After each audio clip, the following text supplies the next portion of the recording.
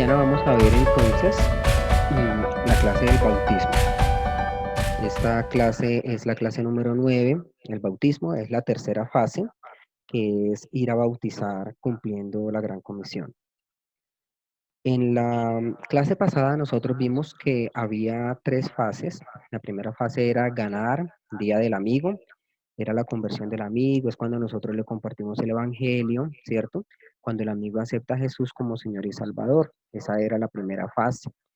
La segunda fase, que fue la clase antepasada, es la clase de edificación, consolidación, ¿cierto? Entonces, en esa segunda fase, perdón, de consolidación, hay un acompañamiento al nuevo convertido, es decir, al amigo que nosotros le compartimos el evangelio.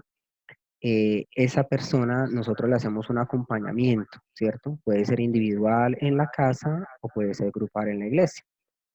Y la tercera fase, que es la fase que vamos a ver hoy, es la fase que se llama bautizar y tiene que ver con la escuela de discipulado 1. Ese discipulado 1 es una enseñanza que se le da a las personas que se acaban de convertir para que tengan los principios básicos de la fe cristiana y en sí sepan qué es el bautismo antes de bautizarse, ¿sí? Esa es la, digamos, como en, digamos, en resumen, lo que quiere decir esa fase de bautizar. Tener un discipulado 1, decirle qué es el bautismo, enseñar los principios básicos de la fe y ahí sí proceder al bautismo. Ahora sí, prestemos atención a lo que les voy a mostrar, ¿no? Es un estudio amplio, no está en el manual, es un estudio un poquito más amplio para que sepamos bien cómo es el bautismo. Entonces, ¿qué es el bautismo?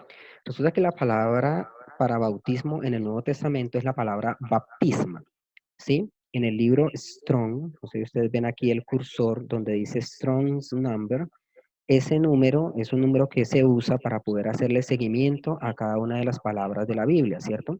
Ya sea en hebreo en el Antiguo Testamento o ya sea en griego en el Nuevo, ¿listo?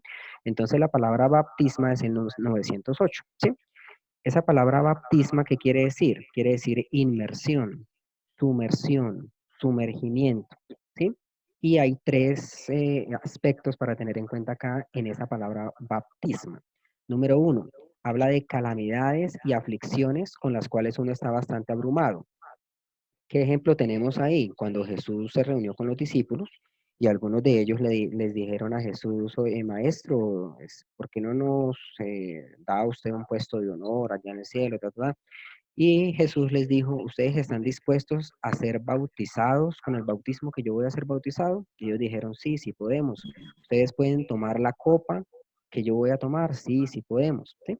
A eso es a lo que se refiere este puntico número uno. El bautismo significa también una abrumación o uno estar lleno de cosas encima.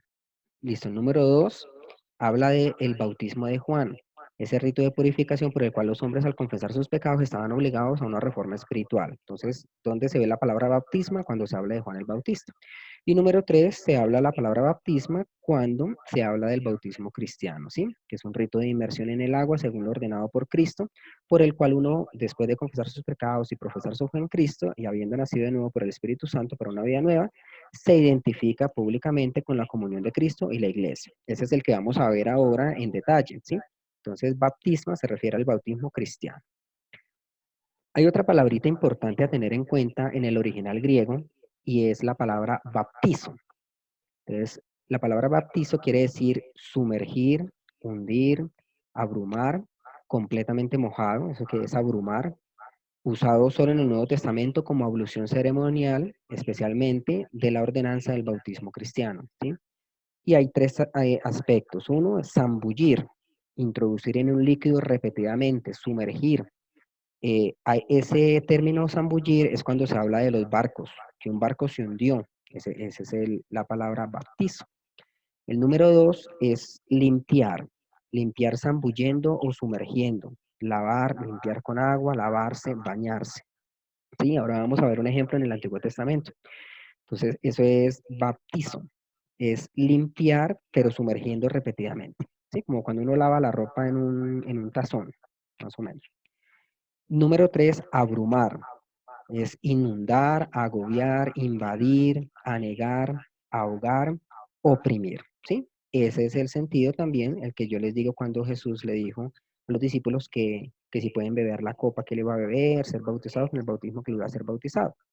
Resulta que esta palabrita bautizo se encuentra 88 veces en 65 versículos en el Nuevo Testamento. La palabra anterior se encuentra 22 veces. La palabra baptisma, que es bautizo, está 22 veces. La palabra bautizo se encuentra 88 veces en 65 versículos en el Nuevo Testamento. Es la palabra referente al bautismo, porque son 4 palabras referentes al bautismo en el Nuevo Testamento. Esta palabra bautizo es la que más se encuentra. ¿Listo? La otra palabrita que me gustaría compartir con ustedes, que es no menos importante, es la palabra bapto. Esta palabra bapto tiene un significado parecido al de bautizo. Todas vienen de la misma raíz. Y la palabra bapto significa abrumar, cubrir completamente con un fluido. En el Nuevo Testamento solo en un sentido calificado o especial, es decir, literalmente, significa humedecer. Humedecer una parte de la persona o por implicación manchar, como con un tinte. ¿Sí? Entonces, número 1 significa bañar, hundirse, zambullirse, mojar, meter en y sumergirse. Y número 2, sumergir en un tinte, teñir y colorear. ¿Sí?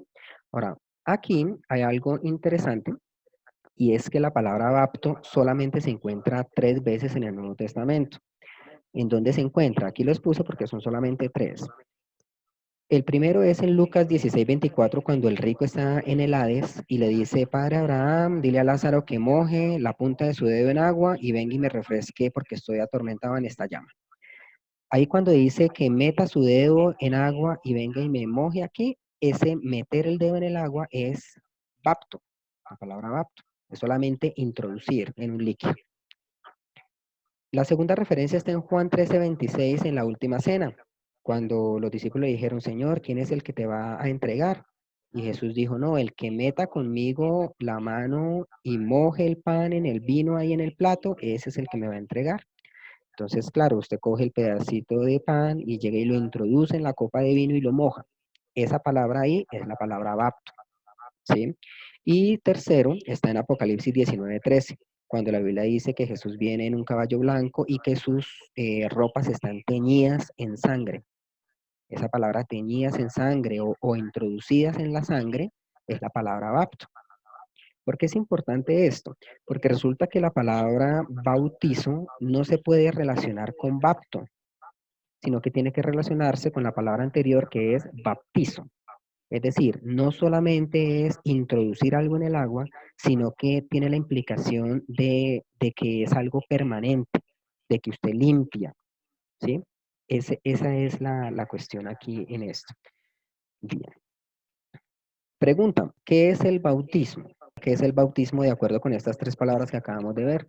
Bueno, el bautismo podría ser la inmersión en agua. Bien, ahora Luz Dari, ¿qué dice Luz Dari?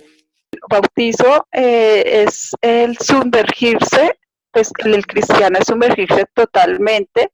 Para mí eso quiere decir que cuando nosotros nos sumergimos en físico, nosotros estamos sumergiendo todo nuestro pasado y aún nuestro presente en Cristo. Muy bien, eso lo vamos a ver ahora más adelante. Perfecto. Entonces, en conclusión, decimos que bautizo no es solamente meterse al agua, sino que hay una implicación espiritual, ¿listo? Que es sumergirse y lavar, limpieza. Pero la respuesta a la pregunta ¿qué es el bautismo? De acuerdo con la etimología de la palabra, es decir, el origen de las palabras originales en el griego, en el Nuevo Testamento, es que bautismo significa sumergir, ¿sí? Es sumergir. ¿Sumergir para qué? Para limpiar, ¿listo? Entonces, ¿cuál es el significado del bautismo? Miremos primero en el Nuevo Testamento. Entonces, el significado del bautismo en el Nuevo Testamento es un símbolo de la muerte, sepultura y resurrección de Cristo. Eso está en Romanos 6, del 3 al 6, que dice que por el bautismo hemos sido muertos al pecado, sepultados juntamente con Cristo y que resucitaremos con Él.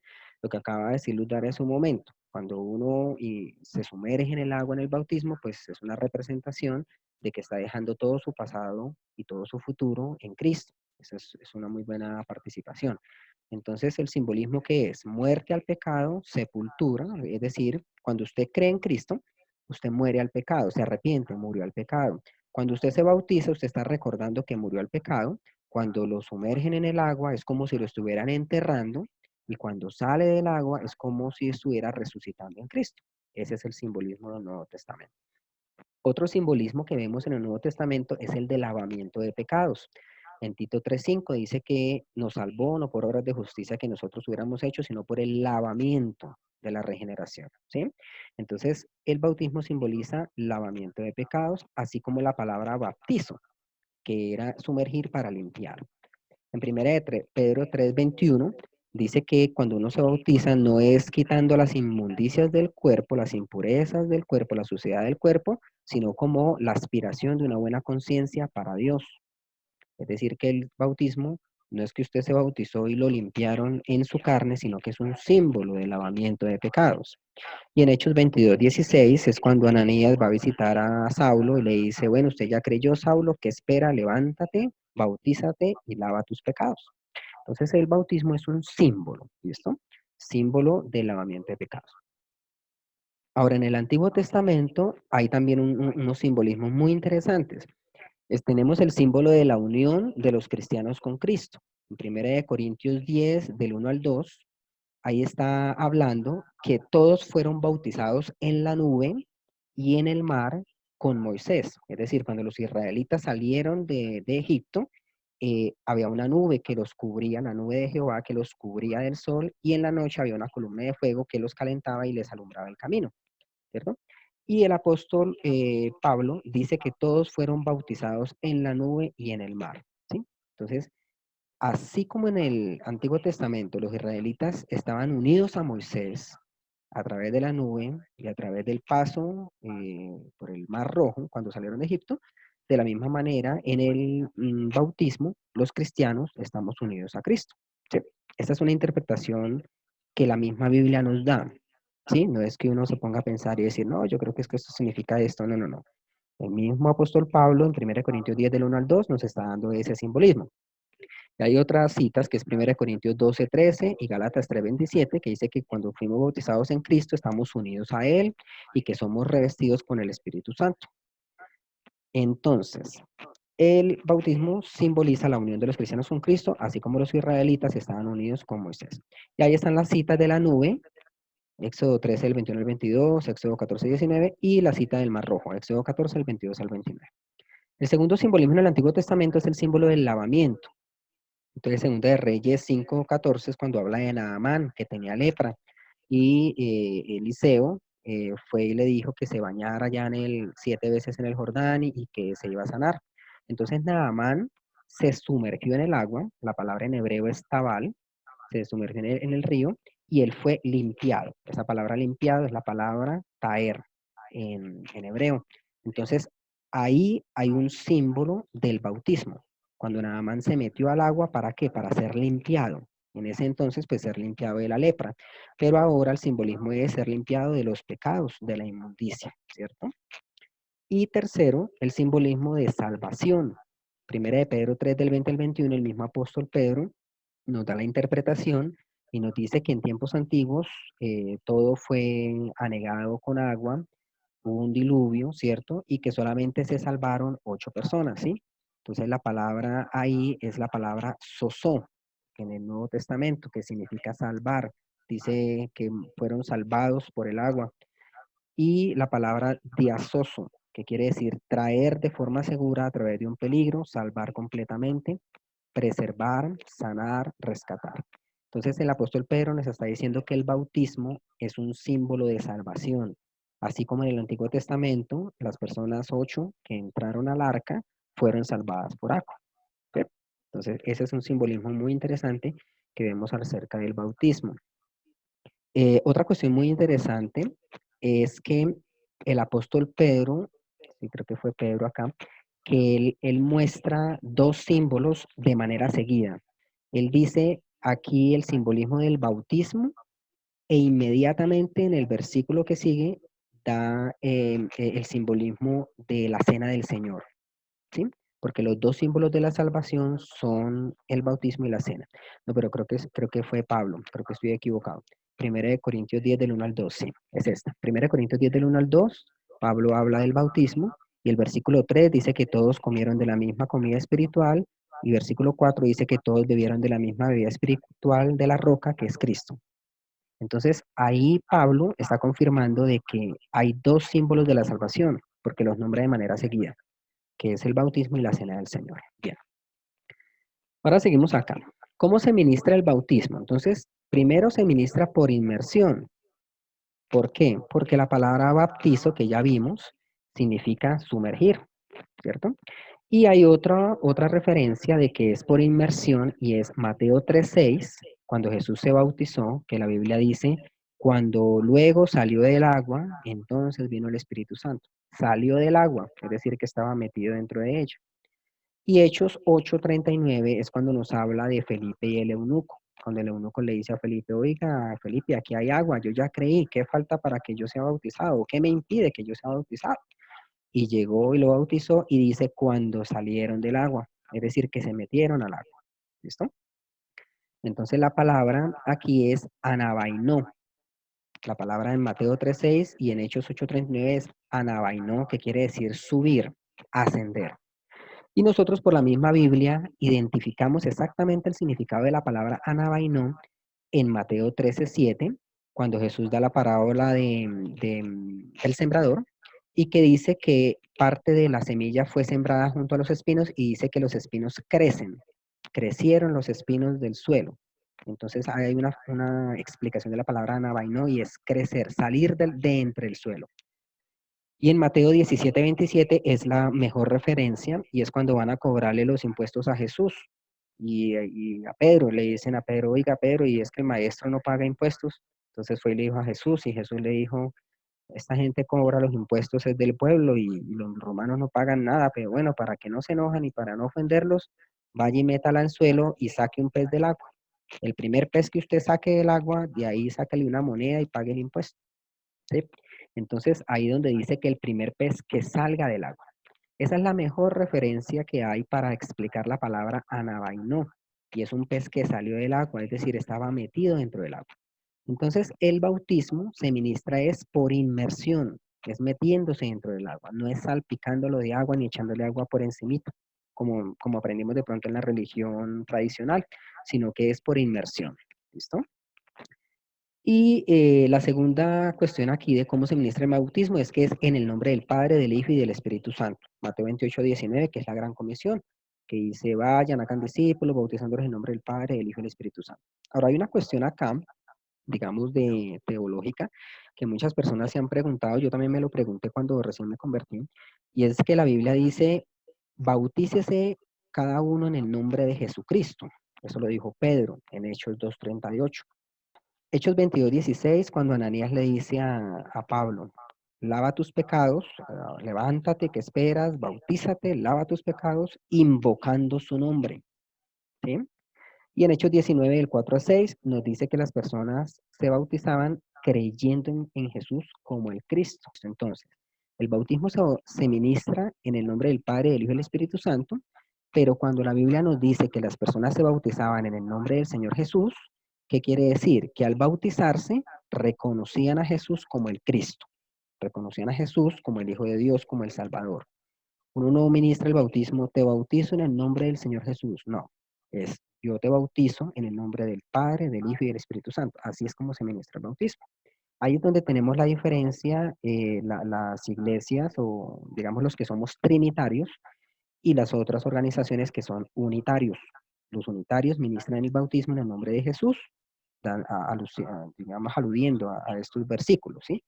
Pero como acabo de explicar, cuando la Biblia dice que se bautiza en el nombre de Jesús, es reconociendo que Jesús es el Cristo.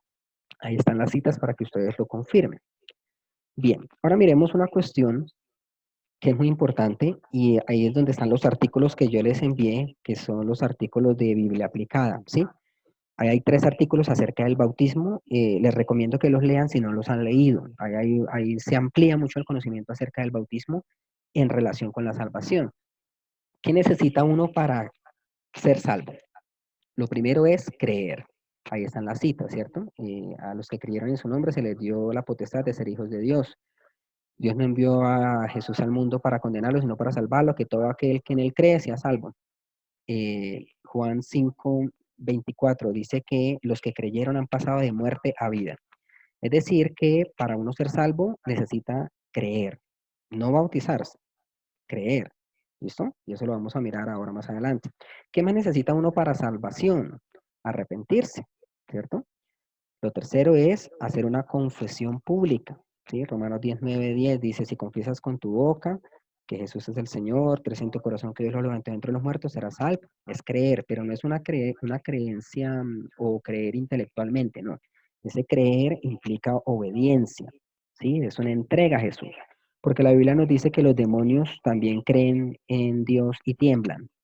Entonces, creer intelectualmente no es suficiente. El creer de la Biblia significa obediencia, entrega total al Señor.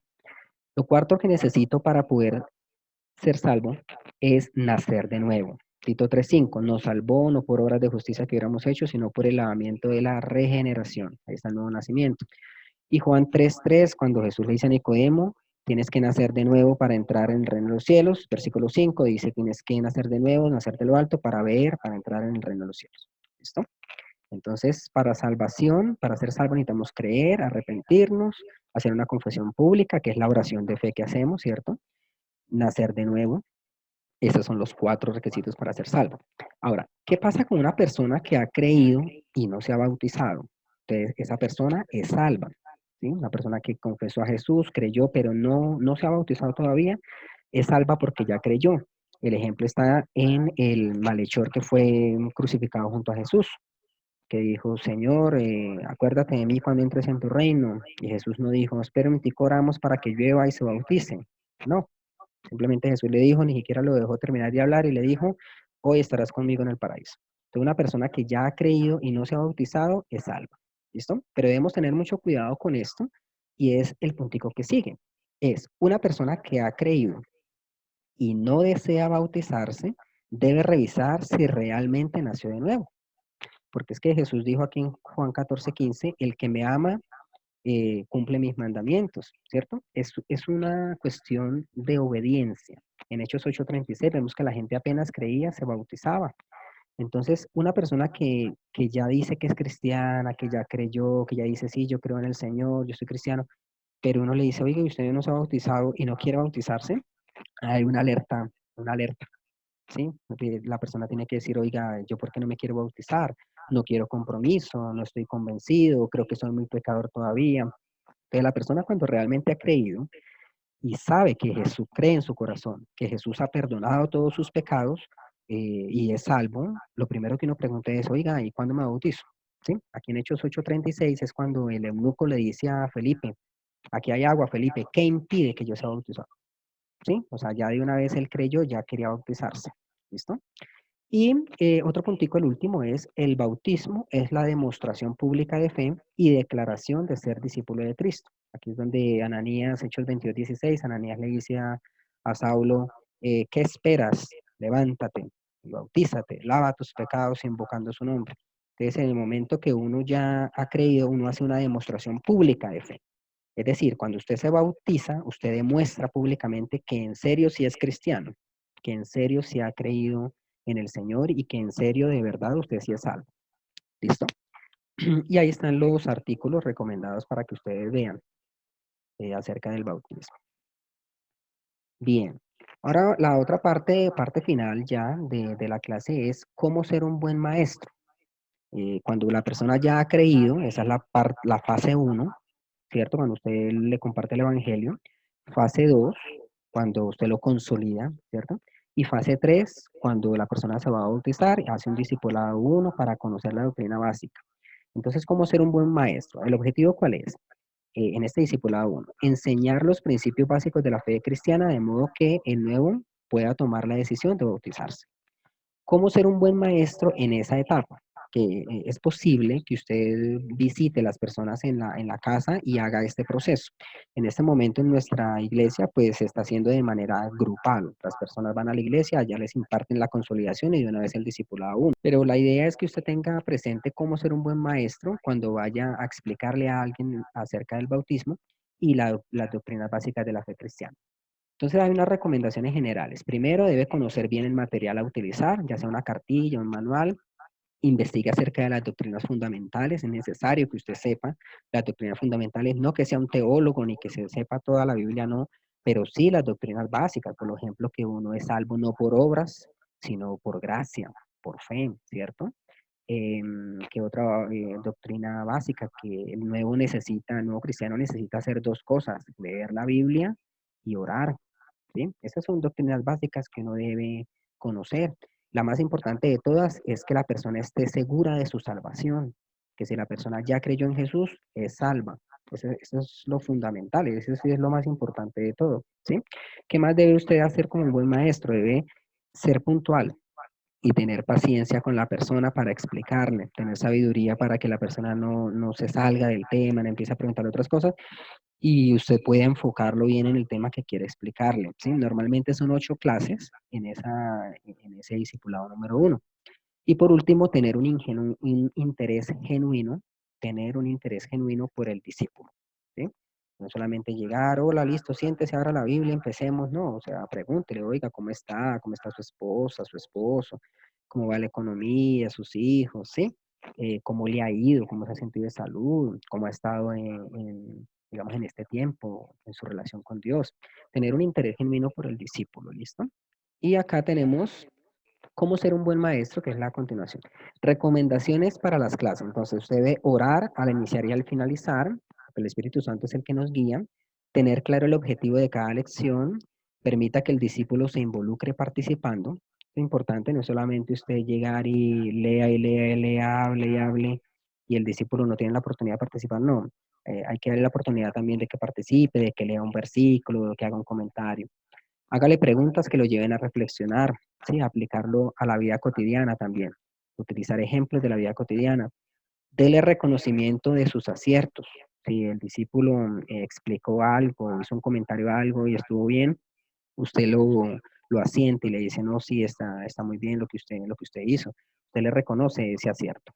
Y por último, insista en que el discípulo se congregue. Preguntas, entonces.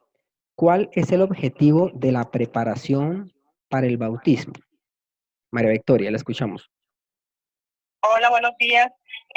Dice, ¿cuál es el objetivo de la preparación del bautismo?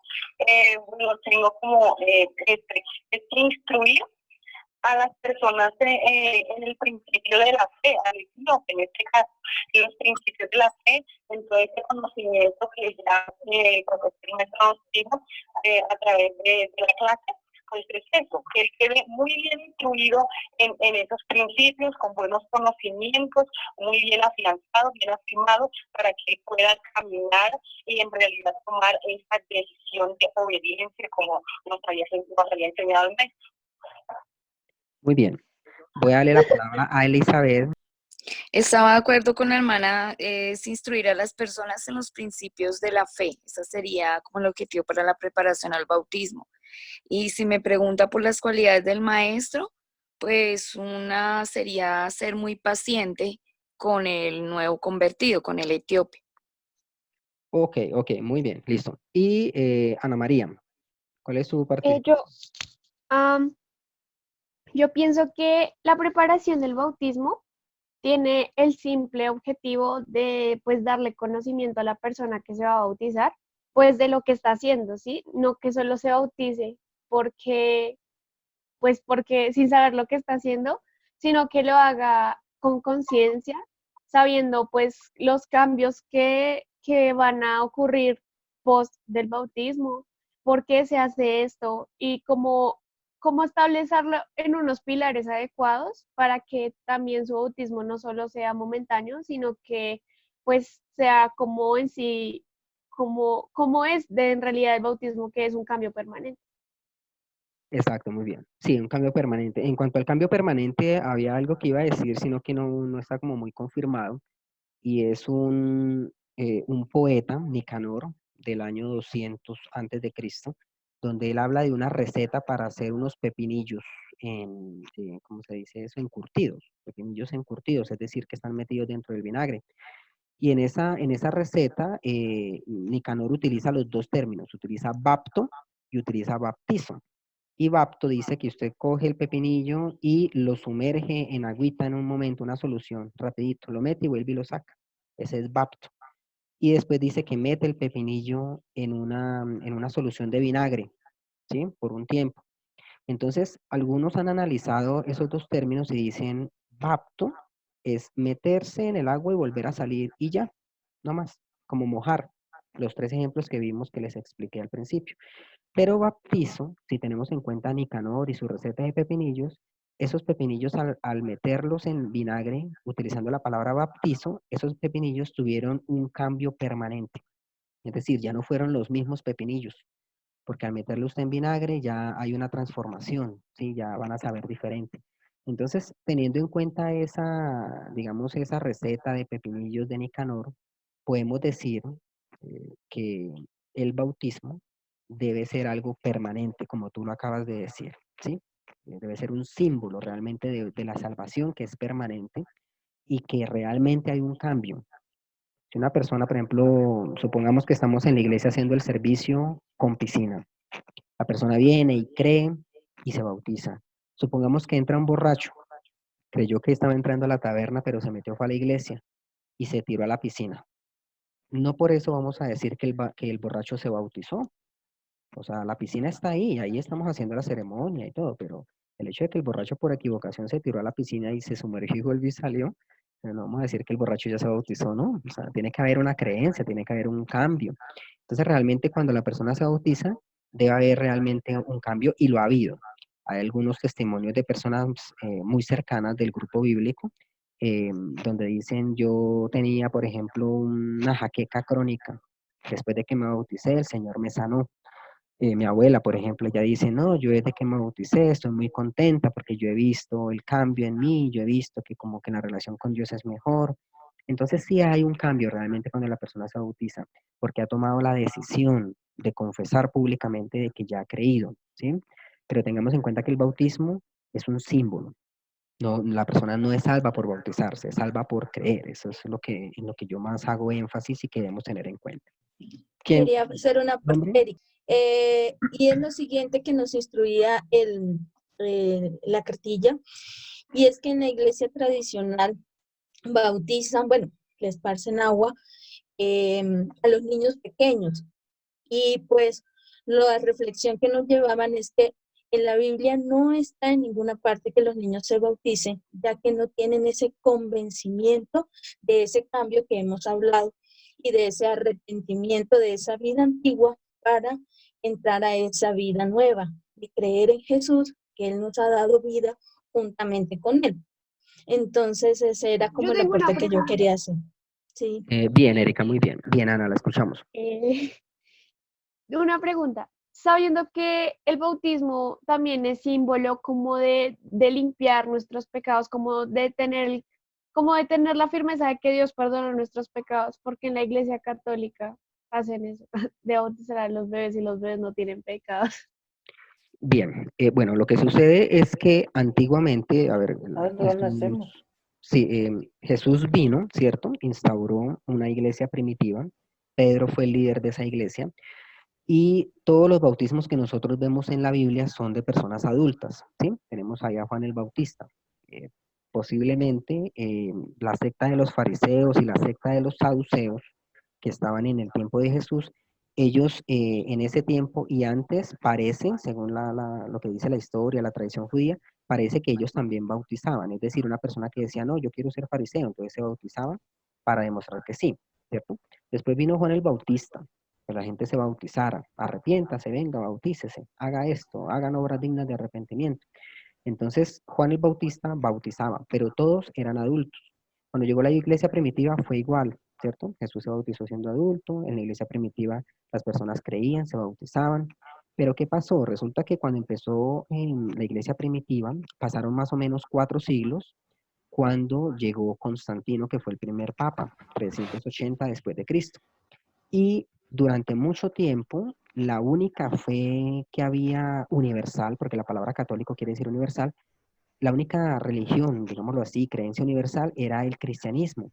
Entonces, como no había más creencias al lado, por lo menos en Europa, lo que era América después, mucho más adelante, entonces no había necesidad de una conversión, sino que la gente nacía siendo católica, cristiana, ¿cierto? Creyendo en Jesús, entonces se asumía de que todos eran cristianos. Entonces, ¿qué pasó? Se empezó, es que es una historia larga, pero a ver, 2 minuticos, ¿cuánto tiempo me queda? Listo, no se alcanzo. Entonces, la religión católica, cuando, por ejemplo, hablemos de aquí de América, Latinoamérica, entonces cuando la religión católica se asentó en América, hubo monopolio de la religión. La única religión era la Iglesia Católica. Los niños no podían ir al colegio si no eran católicos. Y rechazaban a los niños si los papás no eran casados por lo católico. Entonces, con ese monopolio de la religión se instauraron los sacramentos. Entonces, un niño cuando nacía lo bautizaban de niño para decir que ya entraba a la iglesia católica. Para que un niño lo bautizaran por lo católico, los papás tenían que ser casados por lo católico. Un niño no puede entrar a estudiar, si mal no estoy, si no tenía partida de bautismo, si no tenía, los papás no eran casados por la iglesia católica, todo eso.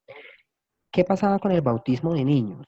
Primero, no es un bautismo por inmersión, como la Biblia dice y como ya lo vimos hoy ampliamente.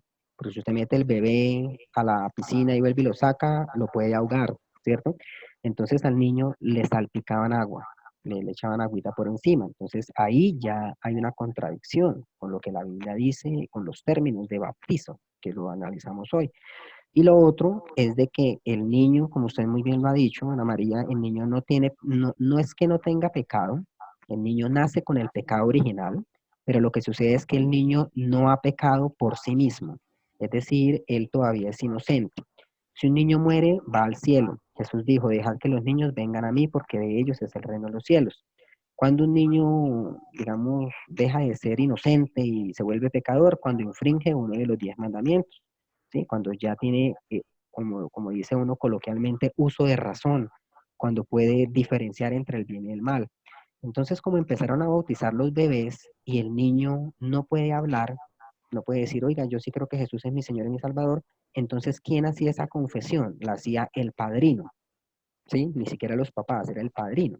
Los padrinos que ponían ahí, entonces ellos eran los que confesaban. Si mal no estoy, son los padrinos, no sé si de pronto estoy equivocado, pero hasta donde sé eran los padrinos de bautismo los que hacían esa confesión. Le decían, oiga, ¿usted cree que Jesús es el Señor y el Salvador? Y el padrino decía, sí, yo creo. Y le echaban el agua al niño, ¿sí? Entonces, ese bautismo, digamos, para resumir ahí, responder la pregunta de Ana María, de por qué se introdujo esa práctica de bautizar niños si los niños no tienen pecados o no han pecado por sí mismos, es porque había monopolio de la religión, no había más creencias al lado, entonces se suponía que todos eran cristianos. Entonces, apenas el niño nacía, ¡pum!, lo bautizaban. Y otro aspecto importante a tener en cuenta ahí es, como siempre, la iglesia romana ha infundido temor a las personas. Entonces, uno de los temores que tenían los padres de familia para tomar esa decisión de bautizar a los niños era que hay una creencia en la iglesia romana de que el niño que no se ha bautizado muere, no es salvo, sino que va a un lugar que se llama el limbo. Un Donde, limbo. el limbo, donde el niño está ya solito, nadie le pone cuidado, nadie le pone conversa, nadie juega con él. Entonces te dicen, no, pues para que el chino se quede allá en el limbo solo aburrido, pues bauticémoslo. Sí, prácticamente fue eso. Entonces había un temor ahí, una creencia ahí de temor que le metían a los niños. A otras personas decían, no, que se lo lleva la bruja. Si el niño no está bautizado, se lo lleva, viene a la bruja y se lo lleva. Lo mismo que pasó con el purgatorio, ¿cierto? Que ese es otro tema, y en Biblia Aplicada, en el blog, hay un artículo sobre el purgatorio interesante para que lo puedan leer e instruirse. Entonces, resumiendo, Ana María, se introdujo la práctica porque no había más creencias al lado de la religión romana, ¿cierto? Y se bautizaba al niño para hacerlo parte de la Iglesia Católica. Porque hay otro dogma de la Iglesia Católica que dice que si usted se sale de la Iglesia Católica, pierde la salvación. Entonces, digamos, son muchas cosas, son muchos dogmas ahí metidos que no son bíblicos. Y por eso es que se introdujeron todas estas prácticas, ¿sí? No sé si respondí su pregunta, Ana María. Sí, profe. Gracias. Bien, entonces, el día del bautismo. Es muy importante tener en cuenta acá que la persona que acaba de creer y se quiere bautizar tiene altas expectativas. Es una persona que está motivada, ¿sí? Muy motivada frente al bautismo. Y nosotros como personas que estamos haciendo ese acompañamiento, espiritual, como padres espirituales, debemos acompañarlo en ese proceso. Digamos, como contagiarnos de ese primer amor de la persona, ¿cierto? Que quiere bautizarse. ¿Qué debemos hacer nosotros en ese acompañamiento al nuevo? Entonces, antes del bautismo, debemos repasar las instrucciones dadas sobre la fecha, hora, reunión de preparación, la vestimenta, preparación espiritual, diligenciar un formulario, etcétera. Hay unos requisitos que hay ahí para que la persona se pueda bautizar. Como usted acompañaba a la persona en todo el discipulado 1, le ha dado las clases, lo ha acompañado, antes del bautismo usted está pendiente de él y lo ayuda a repasar todas esas instrucciones para el día del bautismo, ¿cierto? Hay una reunión que se hace antes del bautismo, es como una sanidad interior, clínica del alma que se hace, es como un mini retiro, ¿listo? Que se hace en la iglesia antes del bautismo. Número 2, interceda por su discípulo en todo momento. Esto es muy importante, que usted esté orando en todo tiempo, intercediendo ante Dios por ese pupilo, discípulo que usted tiene. Y tercero, mantenga el contacto en el día anterior. Los bautismos son los domingos, entonces el viernes usted lo contacta, usted le dice, oiga, fulanito, recuerde que mañana sábado es la reunión de preparación. Usted va y lo lleva, sería lo ideal, ¿cierto? Lo ideal sería que usted lo acompañara. Y también el mismo sábado, después de la reunión que es en la mañana, usted lo llama en la tarde y le dice, bueno, ¿cómo le fue en la reunión? Ta, ta, ta. Recuerde que mañana es el día, el gran día, ¿no? Mañana es el gran día del bautismo, ta, ta, ta. Entonces, estar como pendiente de la persona. ¿Qué pasa en el día del bautismo? Usted debe seguir intercediendo por su discípulo en todo momento. Acompáñelo al bautismo, acompáñelo al evento. Normalmente se hace en el último servicio del domingo. Revise que el discípulo lleva la ropa, la toalla, los demás elementos que le están pidiendo. Digamos, en la última clase del discipulado, la iglesia le da al maestro de discipulado, que podría ser usted, le da un listado de lo que la persona debe llevar, que ropa blanca, para que no se vea la transparencia de la bata, porque cuando se va a bautizar le dan una bata blanca. Bueno, hay un cierto número de requisitos ahí para tener en cuenta. Entonces usted revisa que todos los elementos estén bien. Luego del evento, luego de la persona ya se ha bautizado, bueno, aquí no coloqué que es importante las fotos, ¿no? Tratar de tomar las fotos, hay que ser ordenado en la iglesia al momento de tomar las fotos, pero sí es importante usted tener una evidencia que después le envíe las fotos a la persona. Ese es un momento crucial en la vida del cristiano, ¿sí? Que vale la pena, digamos, grabar. Entonces, luego del evento, usted invita al discípulo a celebrar. Puede invitarlo a comer pizza en el mismo centro comercial, puede regalarle una Biblia, puede regalarle un libro cristiano. Bueno, la idea es que haga un detalle, tenga un detalle con la persona. Y en el grupo bíblico, si el discípulo asiste al grupo bíblico, pues entre todos los del grupo reúnen para poderle regalar una Biblia o poderlo invitar a comer ese día, ¿sí? ¿Qué pasa después del bautismo? Esta parte es muy importante porque muchos de nosotros a veces acompañamos a la persona en todo el proceso y apenas se bautiza, lo invita a comer y bueno, chao, y si te vi, no me acuerdo. Y eso no debería ser así, ¿sí? Hay que tener un acompañamiento. Entonces, después del bautismo, ¿qué se hace? Asegúrese que su discípulo asista a la primera cena del Señor. Una de las motivaciones que las personas tienen del bautismo es poder participar de la cena del Señor, porque en la iglesia donde nosotros estamos y en muchas otras, y debería ser así, la persona no puede participar de la cena del Señor si no se ha bautizado, porque el bautismo es una muestra externa que realmente la persona se ha creído. Entonces, cuando la persona ya se ha bautizado, ya puede participar de la cena del Señor. Esa es una alegría muy grande para la persona, para el nuevo discípulo. Dice, oiga, yo ya puedo participar del pan y de la copa. Entonces, asegúrese que su discípulo asista a la primera cena del Señor. La idea es que usted vaya con él. Motívelo a iniciar el discipulado 2, que es la clase que nosotros, la escuela que estamos nosotros viendo en este momento. ¿Cierto? El curso, la escuela que estamos viendo en este momento se llama Discipulado 2. Entonces, cuando la persona ya se bautiza, motívelo a iniciar el Discipulado 2 y usted mismo llévelo ante el nuevo maestro y preséntelo, ¿sí? Anímelo a seguir congregándose, ya sea en el grupo bíblico, ya sea en la iglesia, y no pierda de vista a su discípulo en su proceso. Siga orando por él, hágale una llamada, visítelo, ¿sí? Esté pendiente del proceso de su discípulo. ¿Listo?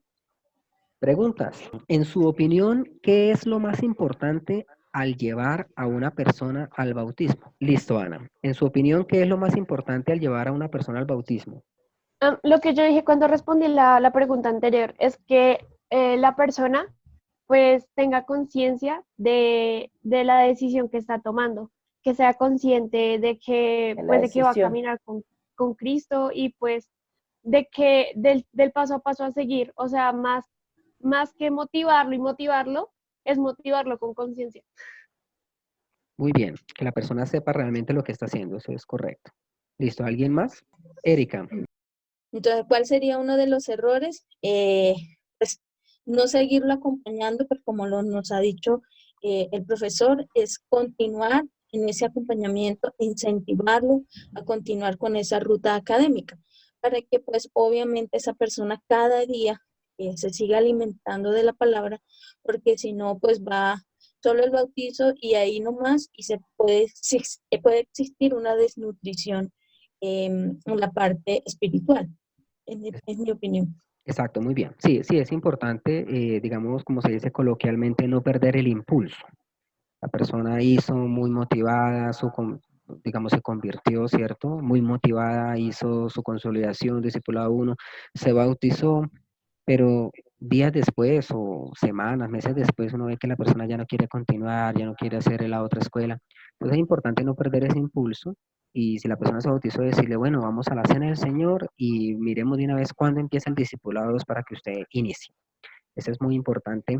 El bautismo no es la meta, ¿cierto? Es parte del proceso. Así como dijo Erika, es importante seguir con ese proceso.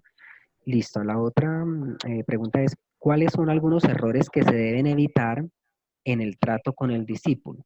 Angélica. Pues yo pienso que, como decía anteriormente la hermana, o sea, uno de los errores es que nosotros de pronto como maestros nos podemos cansar, nos podemos desmotivar y eso nos lleva a descuidarlo, a desatenderlo.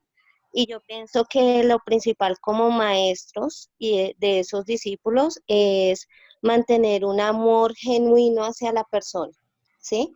Y como tú nos has explicado, es como tener ese niño pequeño y estarlo motivando, estarlo manteniendo. Y, y también otro error es de pronto cuando no lo apoyamos en los momentos difíciles, ¿sí? Porque siempre como maestros pensamos que de pronto la persona todo el tiempo está bien, pero no sabemos en qué momento difícil está pasando y eso puede pasar. Muy bien. Sería eso. Exacto, muy bien. Entonces, no descuidarlo No y es, tener un interés genuino por la persona, ¿sí? Estar sí, ahí sí. pendiente. Perfecto, muy bien. Entonces, eso es todo por hoy. Muchas gracias. No sé si tienen alguna pregunta. O sea, no sé cómo de pronto en el momento de que una persona llega nueva a la iglesia y preciso llegó a la cena, ¿sí? Cuando fue el día de la cena. De pronto puede pasar que la persona quiera tomar la cena, o sea, uno cómo la guiaría a que no puede tomar la cena sin antes ser bautizada, ¿sí? Y siendo una persona nueva, no sé cómo manejaríamos esa situación. Bueno, esa es una pregunta, una buena pregunta. De hecho, yo abordo este tema en la clase que es de la cena, pero ya que usted hace la pregunta, le respondo con un testimonio que me dijo el líder del grupo en el tiempo que yo llegué al grupo bíblico, el que era líder nos contó un testimonio y nos dijo que durante la cena del Señor había llegado una prostituta, ¿sí? Y empezó a hacer la fila. Parece que ahí en ese templo pues se hacía fila para recibir la cena. Y resulta que la señora, que era trabajadora sexual, empezó a hacer la fila para tomar la cena del Señor y llegó al altar a tomar la cena y el pastor le dijo lo que tú acabas de decir, usted no puede tomar la cena porque no es bautizada. Entonces la persona dijo, yo sé que no soy bautizada, pero yo sé y estoy segura que en el momento que yo tome el cuerpo de Cristo y beba la sangre de Cristo, mi vida no va a ser la misma.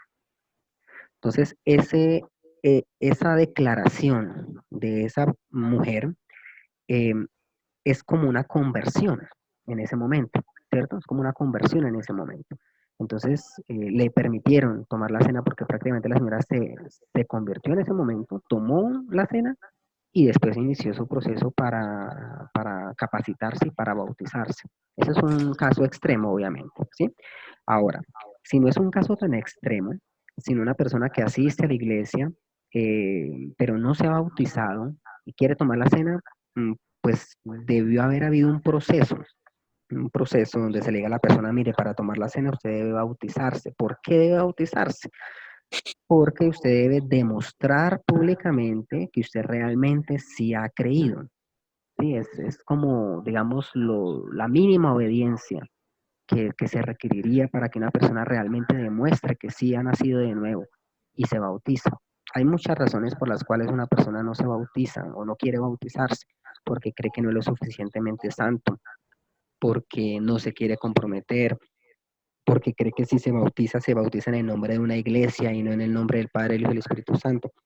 Hay muchas razones, pero a la persona lo que se le dice, mire, es que hay un proceso y bíblicamente en el Nuevo Testamento, iglesia primitiva, persona que creía de una vez se bautizaba, ¿sí? Ahora no es así porque las personas necesitan una capacitación, necesitan saber qué es lo que están haciendo, bautizarse con conciencia, saber qué es el bautismo y por qué se está bautizando. Y después de que se bautiza, entonces ya, digamos, puede tomarlas en el Señor. Ese es un requisito de aquí, de esta iglesia, y es un requisito que yo comparto. Yo creo que es válido, ¿sí? Porque una persona que no ha querido bautizarse, pues hay que mirar, oiga, ¿por qué no se quiere bautizar? Ahora, si una persona, supongamos que una persona creyó, está en su lecho de muerte o en cuidados intensivos o está enferma, no sé, cualquier cosa, pero que haya creído y diga, yo me quiero bautizar, bueno, no se puede bautizar porque es por inmersión, pero bueno, yo diría que listo, venga, echémosle agua por encima, como un símbolo. Y si dice, yo quiero tomarlas en el Señor, listo, se le da las en el Señor. Si la persona creyó y no se puede bautizar, obviamente porque por inmersión no podemos meter al enfermo en la piscina y volverlo a sacar, y la persona creyó y dice, yo quiero tomarlas en el Señor, yo creería que uno debería llevarle el pan y la copa para que participe de ella porque la persona ya creyó, ¿sí? Pero digamos que esas cuestiones entraría uno ahí como en opiniones, ¿no?